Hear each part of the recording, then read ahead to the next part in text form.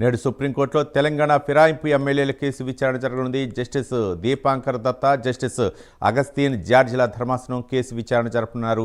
5 ఎమ్మెల్యేల అనర్హత పిటిషన్పై అసెంబ్లీ స్పీకర్ గడ్డం ప్రసాద్ కుమార్ తీర్పు ప్రకటించారు. ఎమ్మెల్యేలు పార్టీ మారలేదని స్పీకర్ స్పష్టం చేశారు. అనర్హత పిటిషన్లు కొట్టివేశారు. ఎమ్మెల్యేలు అరకపూడి గాంధీ, తెల్లం వెంకట్రావు, బండ్ల కృష్ణమోహన్ రెడ్డి, గూడెం మహిపాల్ రెడ్డి, ప్రకాష్ గౌడ్లపై అనర్హత వేటు వేయడానికి నిరాకరించారు. గత విచారణ సందర్భంగా స్పీకర్ 4 వారాల్లోగా కోర్టు ధిక్కార పిటిషన్పై జవాబు చెప్పాలని కోర్టు ఆదేశించింది. పార్టీ ఫిరాయింపుల వ్యవహారంపై డిసెంబర్ 18వ తేదీలోపు నిర్ణయం తీసుకోవాలని అసెంబ్లీ స్పీకర్కు సుప్రీంకోర్టు సూచించింది.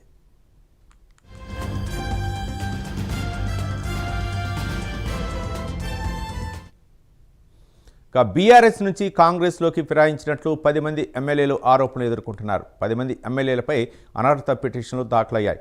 డిసెంబర్ 18లోగా నిర్ణయాన్ని తమకు సీల్డ్ కవర్లో సమర్పించాలని సుప్రీంకోర్టు గత విచారణ సందర్భంగా తెలంగాణ స్పీకర్ గడ్డం ప్రసాద్ కుమార్ను ఆదేశించింది. ఈ నేపథ్యంలో స్పీకర్ గత నెల రోజులుగా ఎమ్మెల్యేల విచారణను వేగవంతం చేశారు.